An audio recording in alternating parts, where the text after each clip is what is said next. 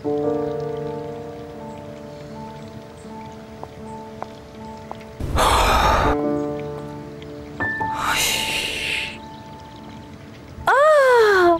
Aunty कैसी हैं आप?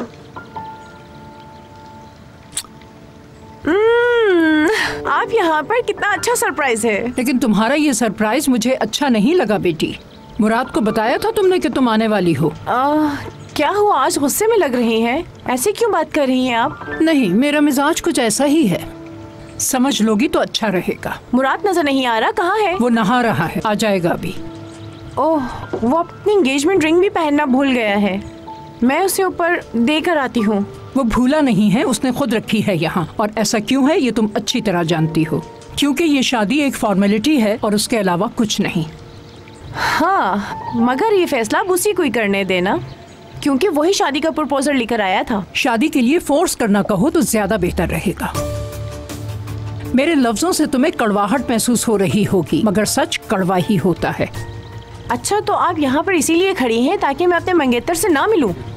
अस्तगफिरुल्लाह, मुझे क्या पड़ी है।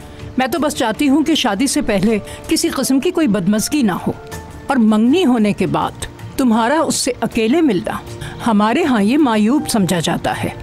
अगर तुम्हें उससे कोई ज़रूरी बात करनी है तो यहाँ बैठो और इंतज़ार करो।